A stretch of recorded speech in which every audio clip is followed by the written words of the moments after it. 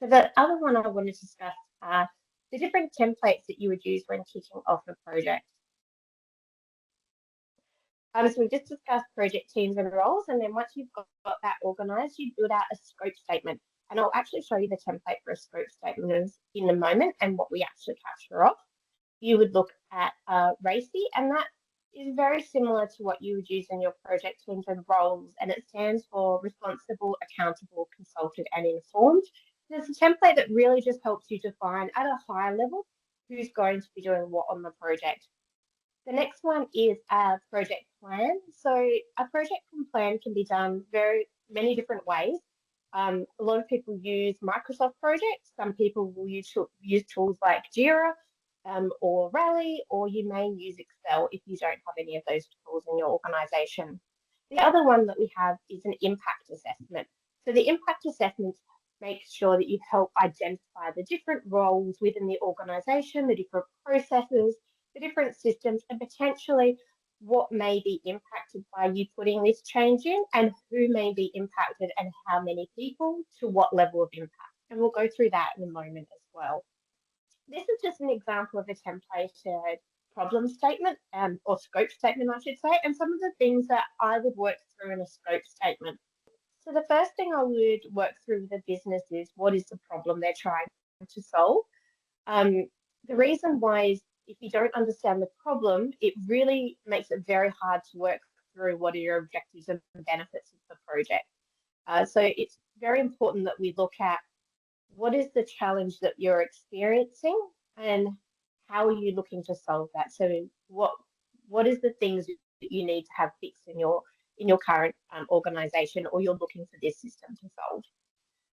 The next one is clearly describing the project boundaries, deliverables, and what the project aiming to achieve. So this is the objective. You'll hear the term also in more agile projects as the vision. So what are we trying to solve and what's the objective? And the project sponsor role is really responsible for making sure this vision stays in the front of everyone's mind and that the project stays on track for achieving the vision.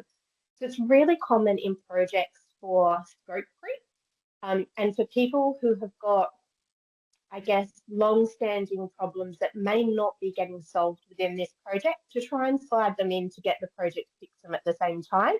And that's why these visions become and objectives become really, really important to make sure you stay on track throughout the duration of the project. Then we've got project benefits. So the project benefits can be broken down into tangible and intangible benefits, and I will go through those in a moment with you. But it's really important at the start of the project to really call out what are you trying to achieve at the end of the project so we can measure how successful it has been. Because obviously if organisations are spending money, they want to make sure that they're going to get the benefit out of it that they're hoping for. I have key milestones in here. So milestones is something that will be a little bit fluid at this stage. So at this point in time, your milestone may just be that this is your implementation date. And these are the dates that we really need to have training in because everyone's on leave or we're having a big, huge change in the organisation at that time. So you put in these key dates that you really want to try and hit. And then when you build out your project plan, you'll keep those in mind. Any project constraints. So you may have things that come up that you have to document as a constraint. So you may be limited on budget, which is really important to know at the start of the project. So the project manager can make sure that they're tracking to that budget.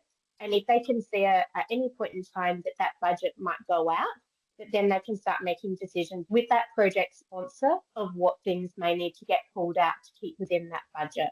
And once again, that's where that project sponsor role really comes into play. The next one is assumptions. So you may have assumptions at the start of the project that you assume to be true. And if those assumptions aren't true, that actually impacts you achieving the project on time and within budget. So for example, you may assume that the organisation or the business are going to be providing the training themselves, so you don't need to hire a trainer on the project. And if that assumption doesn't come true, the project actually may cost more money, which means you then need to make those decisions about, okay, what do we now need to take out of the project so we can put the trainer in? And once again, those decisions would all go back to that project sponsor and they would be responsible for making those calls. Then we go to in scope and out of scope. And this is really a very critical part of your scope statement because it sets out very clearly what you will be doing and what you won't be doing. And then it helps inform you throughout the duration of your project if you need to do a change request and get a costing redone, or you need to assess what are the implications of you not doing something that you thought would be out of scope, and in fact to achieve your benefits does need to be in scope. So in here, you'll detail anything like business teams that are impacted by the change, processes, reports. You might have procedural documents. You could have anything in relation to risk and control. So the system may be putting controls in place to mitigate any risk that might occur in the business.